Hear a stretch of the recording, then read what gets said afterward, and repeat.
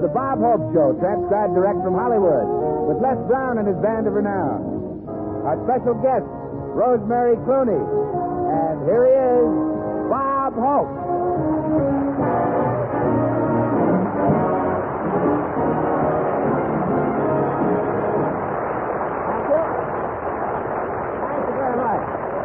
Thank you very, very much. Thank you, Bill. Very happy to be back here. And out here in California, we're having some wonderful weather. I feel so full of vigor, I was just mistaken for Donald O'Connor. Really. I met Phil Harris this morning. He thought I was Donald O'Connor. Of course, he also thought it was last night.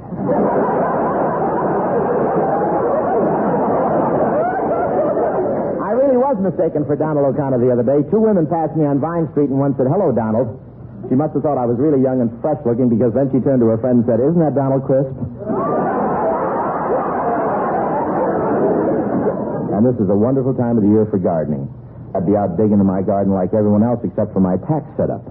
The way things are now, if I strike oil, I'm ruined.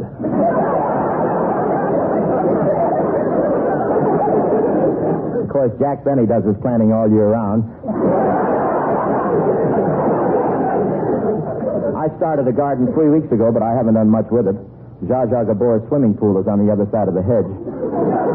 And you'd be surprised how little you can plant when you're standing on tiptoe. The manufacturers bought out their new cars, you know. You can see them on any used car lot in town. One new car even has a television set in the rear window. It's very convenient for motorcycle cops. While they're chasing you, they can watch Dragnet. And the new models are so automatic that pretty soon we'll have cars running around without drivers. Of course, we've had that in California for years. Altogether, it's been a rough week for me. Monday, I lost my wallet. Yesterday, I got hit by a truck. And this morning, I got a letter from Crosby. You can always tell when Bing has left Hollywood. The Bank of America looks like a saloon in a ghost town. It's a very nice letter. I'll read some of it to you. Bing says he's staying a week in Ireland, a week in England, a week in Scotland, and 4 hours in Paris. I know people get old, but this is ridiculous. So many movies are being filmed over there, there's nobody left in Hollywood except Francis, the Mule, and Lassie. The three of us had lunch together yesterday at the Brown Davis. And you know, foreign films are becoming very popular over here. I saw an Italian picture at a drive-in movie last night, and it was very entertaining. It was wonderful to be able to hear Italians speaking the Romance language and at the same time look around and see Americans acting it out.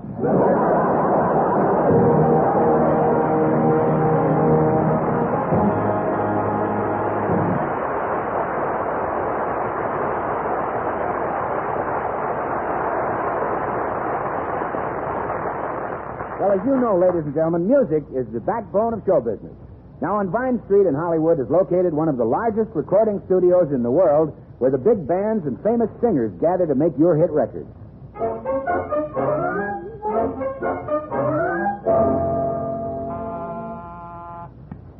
Record City, hello. No, Harry James is not recording today, sorry.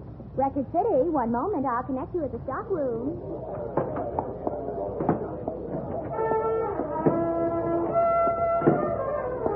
Gee whiz, what a madhouse, Bob. I never saw so many people rushing back and forth. Well, you know, Bill, a lot of our hit records are recorded right here in these studios. You see that door over there marked Studio A? Mm-hmm. Well, when the red light goes on over it, Liberace will be recording Somebody Bad Stole the Wedding Bell. Yeah, well, a blue light went on. What does that mean? Well, they found the wedding bell. Now they're looking for his toothbrush.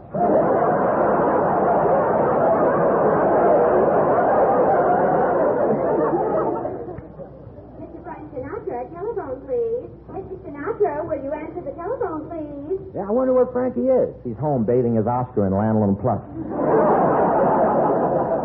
Gordon McRae, report to Studio 5, please. Rosemary Clooney, Studio 3. Jack Benny, Studio 12. Gee, Bob, I wonder what Jack Benny can be recording. Well, Jack brought his violin. He's making a special recording of From the Vine Came the Grapes. What for? Next week is Phil Harris's birthday.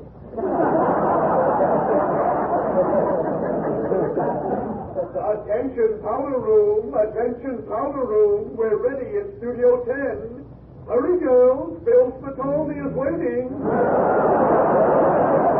They're probably being delayed by Evelyn and her magic eyelash curlers. Say, what's this next room, Bob? Is that a recording studio, too? No, that's where the musicians relax when they're not recording. Oh. Well, what do they do in there? Oh, they just sit around and play chess. You know, the musicians are a very quiet bunch of guys. They just play chess. Of course, some of the moves are pretty complicated.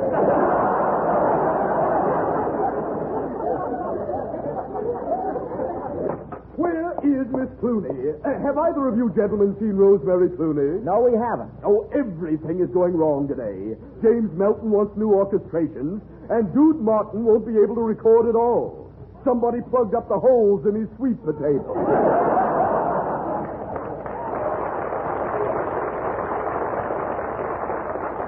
And now, on top of everything else, Miss Clooney is tardy.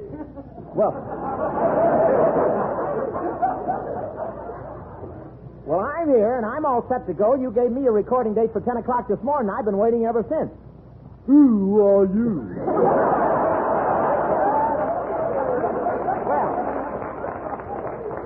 I'm in your catalog, Tex Hope, Western Songs and Medleys. Listen.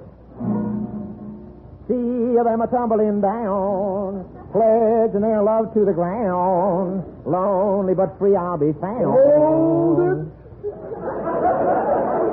We gave you a recording date? That's right. Yeesh.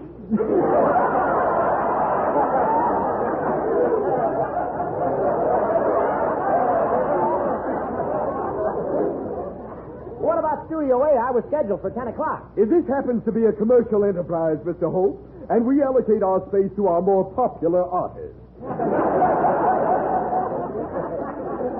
Now, look, don't get so snooty. I knew you when you were mixing the soap powder for Lawrence Welk's bubble machine.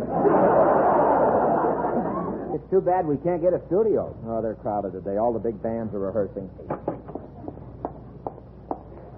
Well, hello, Bob. Hello, Bill. Well, Rosemary Clooney.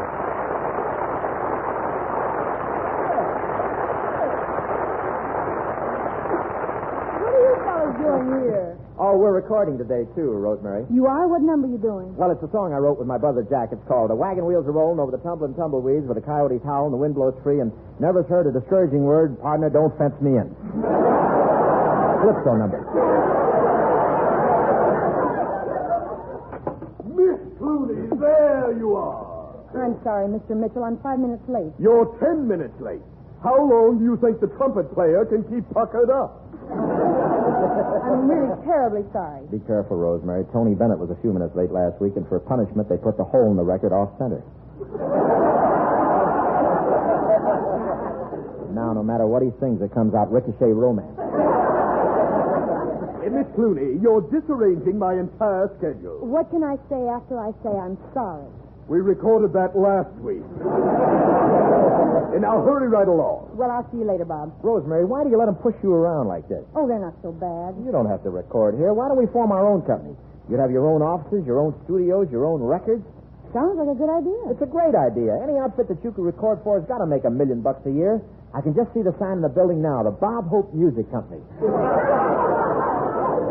The Bob Hope Music Company. You didn't waste much time cutting yourself in, did you? Well, I'll have to put up the money for studios and offices and equipment, you know. Yes, that'll take close to $1 million. How much? Well, over $500,000. How much? Well, Bob, how much are you prepared to put up? You know anyone who takes green stamps? Hey, Miss, wait for you another second. Do you hear? Not another second. Rocky Marciano is back. Do you realize, Miss Clooney, that when an artist is tardy like this, the engineers have to wait, the producer has to wait, the director, the arranger, the electricians, the band leader, and all the musicians have to wait? The entire organization comes to a stop? Well, I'm ready to record right now. You are? Well, would you excuse me for a moment? What for? I'll run next door to Decca and see if we can borrow their needles.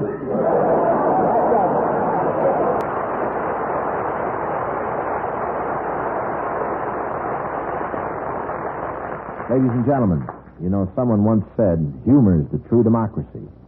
We've all heard stories about a familiar American figure, the traveling salesman.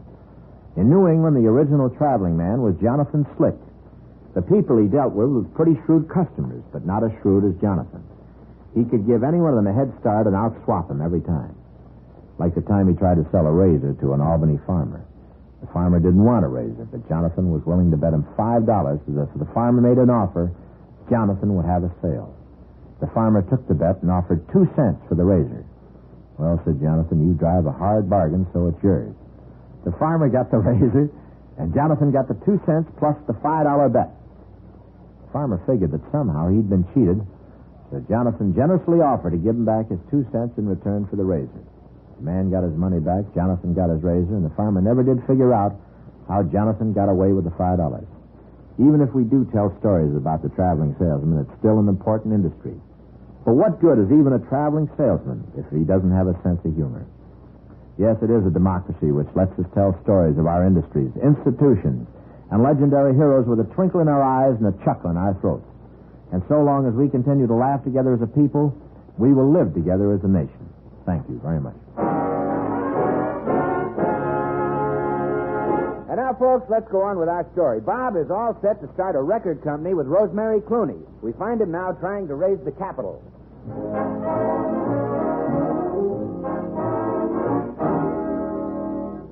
Mr. Updike will see you now. Go right into his office. Oh, thank you, Porfirio.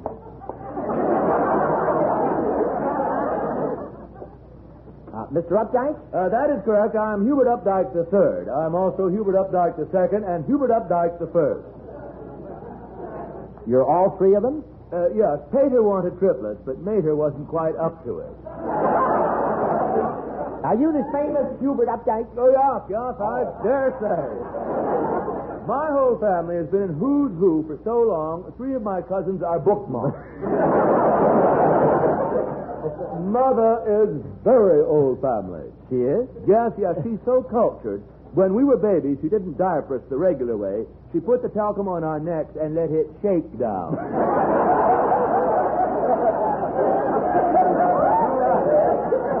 I bet she wouldn't let the canary take a bath unless it was wearing a Catalina swimsuit. Pardon me while I straighten this picture of Fort Knox on the wall. We never should have sold it to the government. There we are. Now, what did you wish to see me about? Oh, I've got an idea that'll make you $1 million. A what? $1 million. My, you are a quaint one. What do you mean? Well, I lose more than that every time I pull out my driver's license.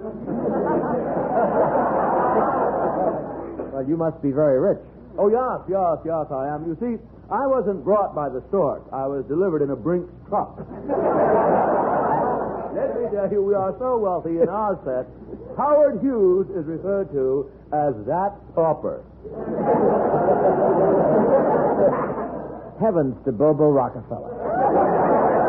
I am disgustingly wealthy. To give you an idea now, other people have their teeth filled with gold, silver, or platinum. Ooh, how common. And you, what do you have your teeth filled with? I won't tell you, but when I smile, you may become radioactive. Tell me, Hubert, do you have capital to invest? Oh, oodles and oodles. Mater and Pater left me all their money, you know. Oh, have your mother and father passed away? Not exactly. It's just that I never see them anymore. Why not? Well, I just told you. They left me all their money, and now they have none. And I never associate with poor people. Let's keep the Democrats out of this. Now, what do you do with all your money? Well, I'm always interested in sound business opportunities. Now, for instance, the Friendly Finance Company just borrowed some money from me. They did? Yes, they wanted to consolidate all their debts into one easy payment. Now, what is your proposition, Mr. Hoop? What? That's Duke. I want to start a record company with Rosemary Clooney. I'd like to borrow $3 or $4 million from you. How many? Well, $2 or $3 million. I wouldn't want you to take off both your shoes. Have you got that much? Well, now, I think so. Just let me riffle through my mad money. Say, what is that thing? My wallet. Looks more like a steamer trunk. The first wallet I ever saw with curb feelers.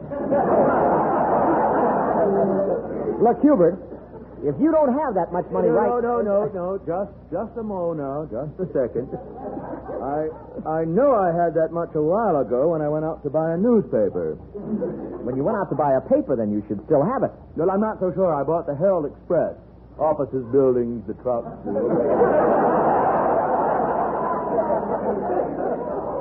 I'd hate to send him out for a pack of cigarettes. He'd come back with Harry Como. Well, Hubert, are you going to let me have the money? Well, I don't want to rush into this thing. You see, dear old grandfather told me to do business only with honest, trustworthy people. Well, are you going to give me the money? I'm debating it. I pride myself on my ability to tell a person's character by his face. Your eyes are shifty and close together. You have thin, crafty lips and a weak chin. You have a mean, pinched face and a loose, sneaky, crooked mouth.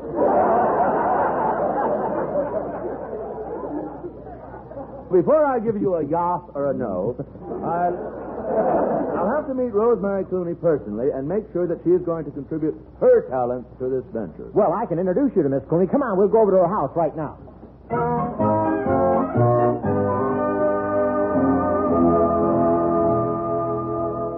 Oh, Mary, Yes, Miss Clooney. Mr. Hope phoned that he's coming over with a friend. Show him into the next room till I finish rehearsing this scene for my picture with the dialogue director. Very well, Miss Clooney. Now, Harry, let's get started. Well, in this scene, Rosemary, the plot of the picture begins to unfold. You decide to murder your husband. I'll read the first line. Then you'll do it, Pamela, for us. I can stand Reginald and his brutality no longer. Oh, there's the doorbell. Mary, show Mr. Hope into the living room. Yes, Miss Clooney. Oh, hiya. Miss Clooney is expecting us. This way, please. Hey, Rosemary's got quite a place here, hasn't she, Hubert? 24.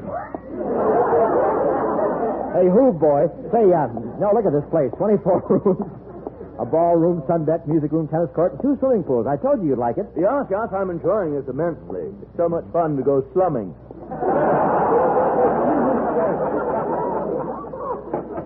Wait in here, please. Oh, thank you. Sit down, Hubert. So you may be dubious about me, but wait till you meet Rosemary. All your doubts will vanish. She's a fine, sweet, unspoiled, charming, sincere, typical American girl. She's as fresh and sweet as a flower in the meadow with the morning dew still on the petals.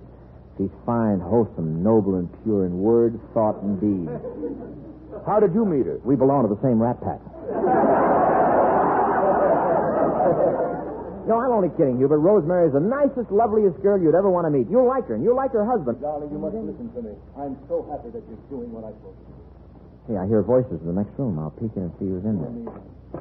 Oh, darling, I can't bear being separated from you any longer. What shall we do? There's only one thing we can do. Poison my husband. Poison? Tablet into his glass of milk. At least he'll die healthy. Oh, my sweetheart, you're sure you can go through with it? Of course. Nothing to it.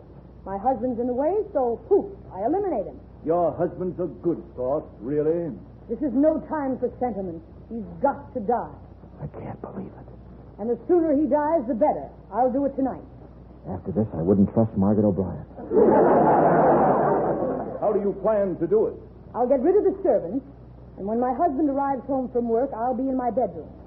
I'll pretend a headache, and he'll come in and sit beside me. We'll be alone in the house. The shades drawn, the lights low. It will be his last hour on earth. What did she say? Nothing. Pass the popcorn.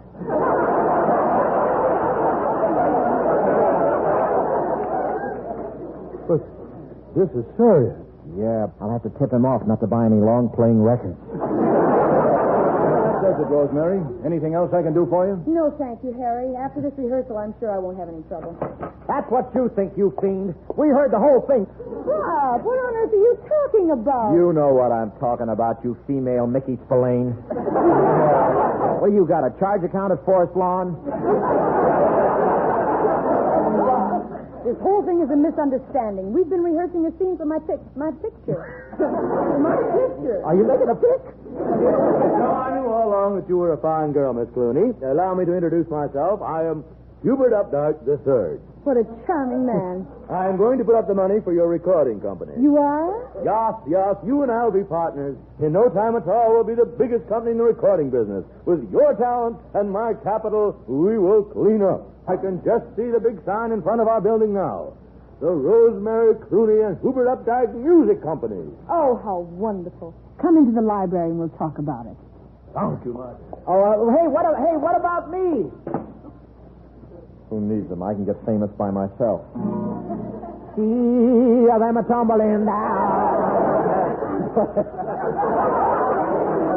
Edge and nail off to the ground. Which way is Tennessee Ernie?